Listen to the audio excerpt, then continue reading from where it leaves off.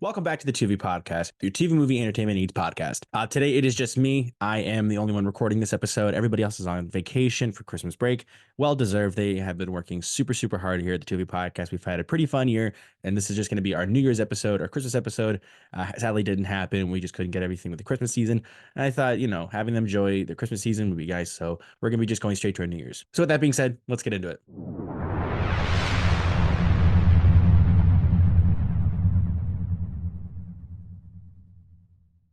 New Year's. The New Year's is wrapping up. By the time this comes out, I think I'm actually going to be posting it either New Year's Eve or the day before New Year's Eve. So whenever you're seeing this, you'll be seeing it obviously then. But I wanted to take a moment and reflect back on what we got in 2023. So in this episode, I'm going to be doing my top favorites, my least favorites, my most anticipated, my least anticipated, and some goodies from this last year. I'm going to start with the honorable mentions for the most favorite because I really had a hard time just picking 5, let alone just even 10, because there were so many fantastic movies for their own reason and their own merit. So here we go. Honorable mention number 1 is Nimona. I don't know if everyone saw this. I feel like a lot of people were talking about it when it came out, and I got a little late to it because Netflix at the time when it came out, it was really weird. I couldn't access it for a bit. It was super weird. But I finally got around to watching it, and it was so much fun. It was a great story, and I'm glad that they, from what I heard, adapted the comic book very well. I saw a lot of stuff that was comparison from the comic panels to the movie, and it seemed like a really seamless transition. Riz Ahmed and Chloe Grace Moretz were so great as Nimona and Ballister in this movie. They had such really good chemistry in this movie, and I think the dynamic between the two was really fun. The movie by itself was just so much fun to see, and the animation was incredible. Next up on the honorable mentions is The Killer by David Fincher. Not to say that these are not good enough to make the list. It was just the reason why I have the top 5 in my list is actually, sorry, I think it's a top 5 for this list is the one that like stuck with me the most and had more impact on me than the other ones. Not to say this one didn't have enough. Super good movie. If you haven't seen it, please go see it. Truly underrated movie from David Fincher. I think a lot of people talked about it when it came out, but then that was it. I don't think a lot of people give this movie enough time. So go see it if you haven't seen it. Next up is TMNT Mutant Mayhem. This was, I feel like, a perfect Teenage Mutant Ninja Turtles movie, not just for its cast or its comedy, but story and the fact that they were pulling in some hardcore characters like Genghis Frog and Superfly as well, just creating this world, kind of starting with these really crazy obscure characters and now ending with the Shredder as the teaser, and the Shredder now being told it's going to be 100 times more scary than Superfly, which I firmly believe. Then even, going to the Krang, it's going to be an incredible series to watch. And I'm so excited to see it. Asteroid City, Wes Anderson's most incredible movie. I don't think it's his best because I think that's Grand Budapest or what was the other one he did? Oh, crap. Oh, Fantastic Mr. Fox. Jeez. Both of those movies are fantastic. Asteroid City was definitely the most beautiful looking and just insanely original. Having it be the play at the same time as the movie and it kind of going back and forth with it was really original, and I love that thought of it. Next up is Cocaine Bear. I know this was no one's favorite. It was one of mine. It was a fun, stupid, good time, and a lot of people want to put emphasis on the stupid, but I had a lot of fun watching it. I remember going to the theaters, excited to go to the theaters to watch this movie, to see this mayhem, and the fact that it's based on true events is insane to me. I still rewatch it. I bought the Absolute Carnage edition. I truly love this movie. And finally, Bottoms. This movie, I don't think outwardly, like I seen a lot of spoken praise for.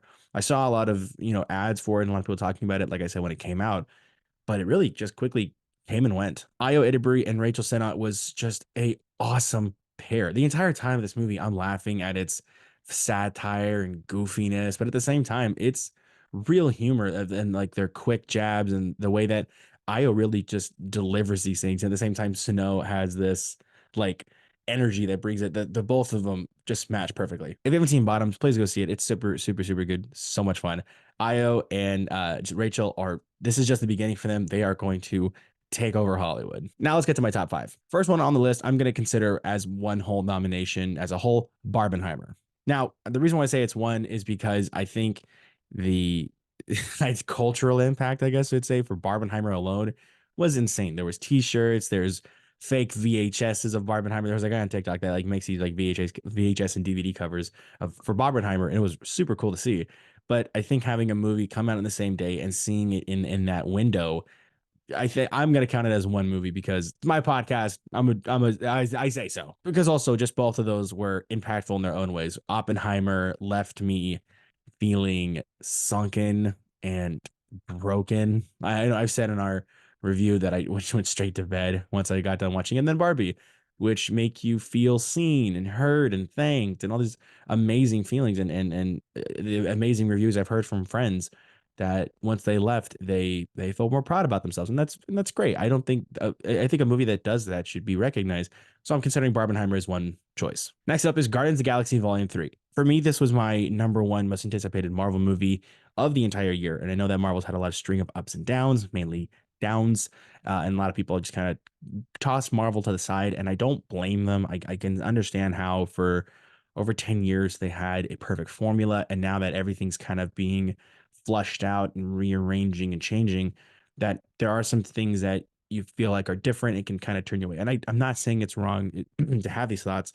It is, though, I think challenging to convince, be like, no, it's going to come around when there's been, lack of care on things, rushing of production, all these other different problems that are not met to change. Now they're doing it now after all these different things, Marvel slowing down things and taking more time. But a lot of people are already kind of off the train. But either way, I think Guardians of the Galaxy Volume 3 was incredible. I truly have never felt more relieved that a trilogy as powerful as the Guardians, which are one of my favorite groups in the entire Marvel universe, comic book, everything. I have such a profound love for the Guardians, and having this be their send off and this proper goodbye. The ending, 2 minutes, with the song, can't remember the name of the one. The Dog Days Are Over. That ending still just punches me in the gut with feeling, man.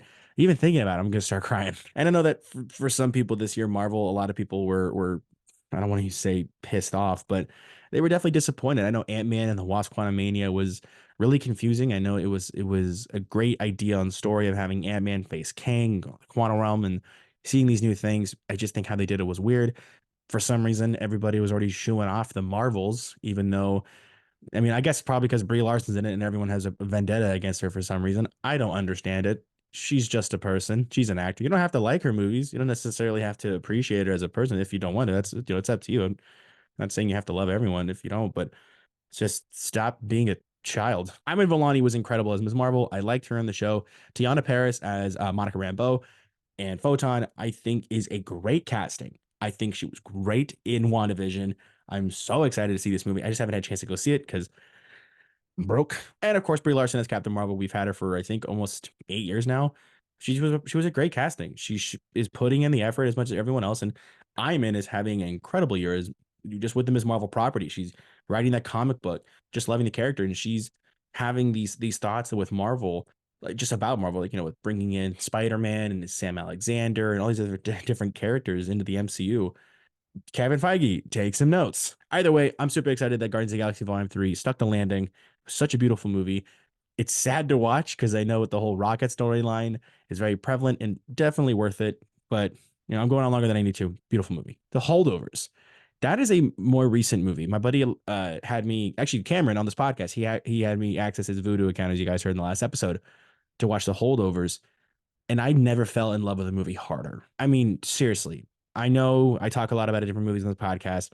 Sky Pilgrim being one of my favorite movies. I watched it like 20 times this year. But The Holdovers had such a profound effect on me that I don't think I have enough time in my life to describe. I think this movie was definitely shunned from theaters, if that makes like let me elaborate. Like this movie was in theaters for maybe 2 weeks, maybe, and then it went straight to VOD.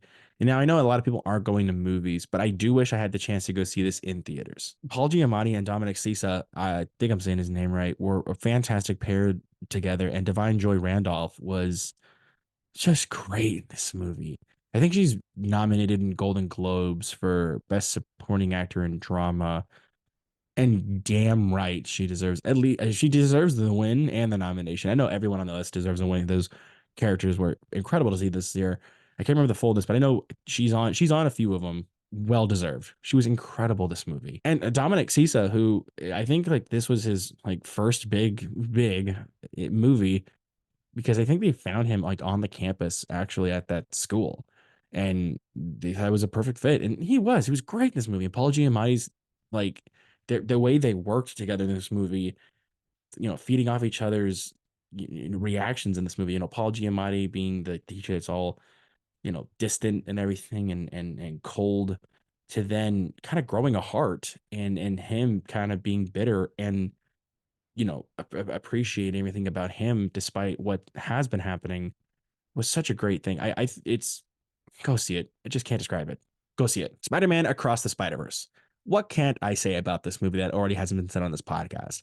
I mean, we have a review about it. You guys can go check out now. And it's such a stupid good movie. Stupid good movie. Spider-Man Across the Spider-Verse was easily an anticipated sequel for this entire year. Everybody was freaking out when the teaser trailer dropped, and then the actor trailer, and then everything, going with the whole two-parter thing that I don't think a lot of people remembered it was going to be, but it was still just great to see how they left it off. Across the Spider-Verse introduced so many great spider people to the world that I think were not talked about enough. And I also like how a lot of these characters made some viewers feel seen. I remember when Pravitcher got on like the screen, like his intro, a lot of people in my theaters. I've seen the movie like 4 or 5 times in theaters. Every single time I saw it, there was a big crowd of people just cheering.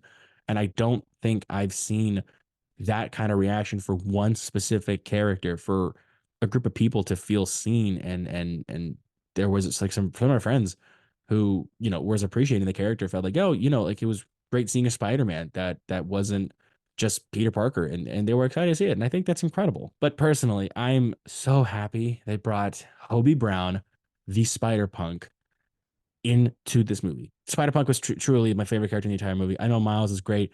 Love Miles. Spider-Punk for the win, man. If you somehow haven't seen it, it's on Netflix now. Go see it. It's stupid good. Godzilla -1. Man, what a movie. I mean, I went into this movie knowing everyone's like, oh, it's the most depressing thing. Like, I've never seen a Godzilla movie, all these different, like, I was hearing so many different things. They were right. Like, this movie was so damn impactful for a Godzilla movie, no less. Like, usually it's like, oh, giant monster destroys city or fights a giant ape. Like, super simple. But nah, this was like human spirit and determined, and how we fight not to be destroyed. And it was like so good. It's stupid good, man. Also, crazy good Godzilla. I like how they had, when he was walking, the very, callbacks to the original movies where he was kind of walking, like his arms to the side and like a little bit of a bounce. But man, for a less than $15 million budget, which came out, like the guy who made the movie was saying like, oh, I wish we had that kind of budget, is is insane. Like, we have $200 million Marvel movies that barely make whatever the budget was for this movie.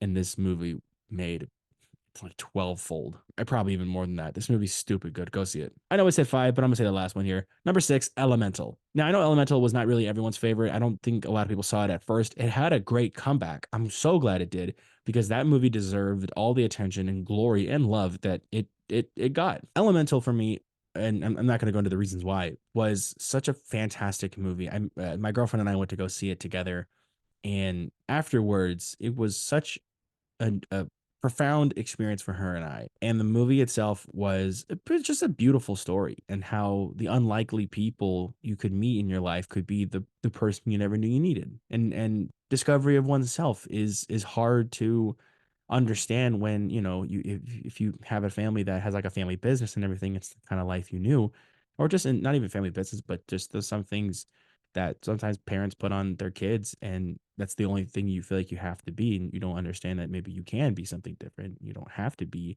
what everyone is telling you to be. It's a great story, and I love this movie. I know I said 5 and I said 6. Sue me. Now let's get into the actual stuff that's probably going to get some conflict here. The least favorites. This one, it's going to be pretty quick. There's no honorable mentions on this. These ones are just not my favorite. One of them is not like my least favorite because of it was bad. You'll hear why. Kicking it off with the one that we've made fun of the most in this podcast, The Flash. The Flash sucked. I've never been promised a worse movie for 10 years. I know there were some cool moments, I guess, with, I mean, Barry Allen. There was nothing. I'm grasping at straws here.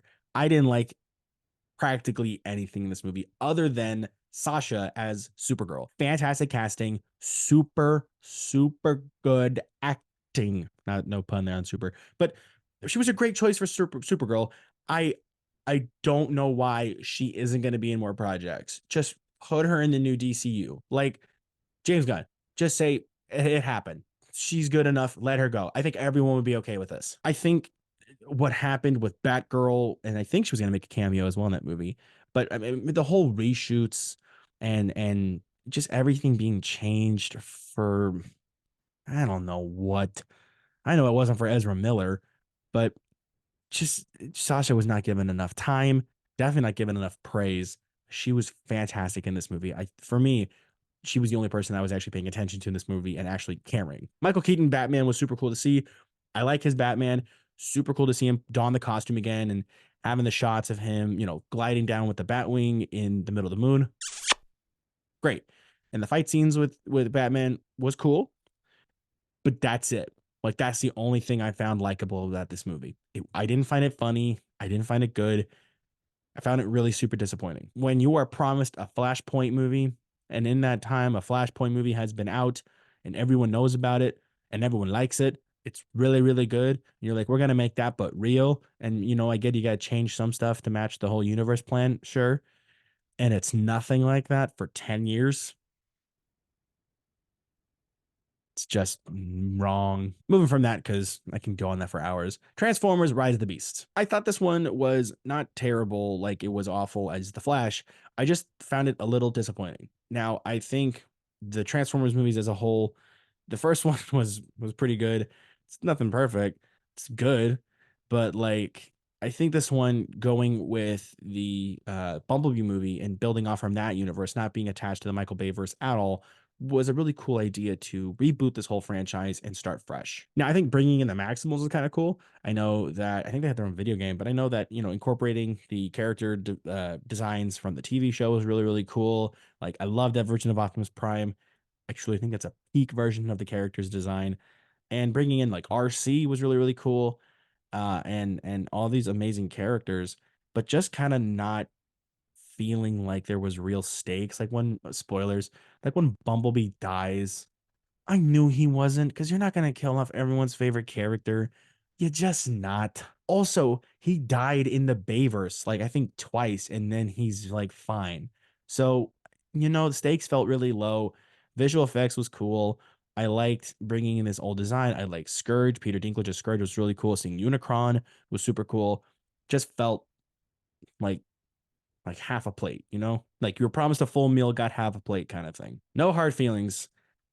Just, I didn't find it funny. Everyone I've talked to have seen this movie. They're like, oh, it was so cute. Oh, it was really funny. I didn't catch that at all. I felt like the jokes were kind of cheap. And sometimes cheap humor is funny, but just felt too cheap, It was great seeing Jennifer Lawrence back in the acting game again. I hope she continues to do more movies. I like her movies and I like her as an actress, but I just felt like this was super cheap. No more I can say there. Inside. Inside was something I actually had high expectations for. Maybe that's my fault on this, but I thought, okay, Willem Dafoe, great actor. You got him as an art thief that the plan goes wrong and the things start shutting down. He's locked in this apartment. Cool. Okay. So now he's gonna try and find a way out, but he starts going crazy. Like, okay, this could be a really cool psychological thriller kind of thing. But it was so boring. Like I know I've said on this podcast as well, I like slow movies and everything, but this one was just like I found myself fast forwarding so many times and still being able to catch up and feel like I'm being dragged on. And I know the point is to showcase his feelings into this and how everything else is being dragged on and how he himself also is like going crazy. But just nah, man. I just, I felt a little disappointed with this one. It's not to say that it was terrible. It just wasn't it just wasn't. Indiana Jones and the Dial of Destiny. This one I actually again I feel like is with Inside. I had really high expectations and maybe that's where my head was at.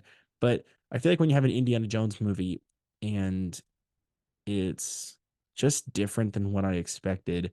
I don't know if this is just me just kind of feeling like they had to shoehorn in another movie and it felt like something that was super cool to see, but it wasn't necessary. I don't know how to describe this one really. Like I meant to say, like a lot of people's arguments was like, oh, it was so, far. Like, oh, really? They go back and spoilers. They go back in time and they go hang out with Archimedes. I think that's what the guy was. It's like, dude, are we forgetting the fact that we saw a dude yank out a guy's heart while it was still beating? He found the Holy Grail, and his dad, they put water on it and survived a gun wound. And so like he saw an act of God and time travel from a dial that was not a real thing too. Or maybe it was, I don't know. But it's just like that's so obscure. We had a crystal skull that made an alien spaceship. Now I'm not saying that one's any better. It's not better, but this one it just felt like it was really cool to see Indiana Jones come back. Indiana Jones, Harrison Ford come back for Indiana Jones, and Phoebe Waller-Bridge was super good. I like her, but it just felt too like I don't know, rushed, and it felt too predictable. And Mads Mikkelsen was great too. I liked him, but it just felt not what like it was being told to be. And James Mangold is a great director, and it looked visually stunning. And the action sequences were fun. It was good seeing Harrison do some stunts again, but I don't know. Like I said, promise full meal, got half a plate. So with the amazing reviews out of the way, I know you guys have been itching for those. The least and most anticipated movie of 2024. I'm just gonna kind of speed through these. So we have Dune Part 2, Deadpool 3, and Mickey 17 as my top three for the most anticipated movies of 2024. Dune Part 2, I know we got pushed back because of the strikes. Way to go, Hollywood. Not the strikes, just the studio's executives, you know who you are. David Zaslav. But I think this movie being pushed back is a crime because, they could have fixed the strikes. They could have been like, you know what? We were in the wrong. And we could have been seeing this movie already. But I know it's going to be great out of the way because Denis Villeneuve is promising this movie is going to be better. It's his favorite, I believe he said, outside from the first one. The second one is far better. It's more action packed. And then a lot of people who saw the first one felt like it was kind of boring. And I don't blame them.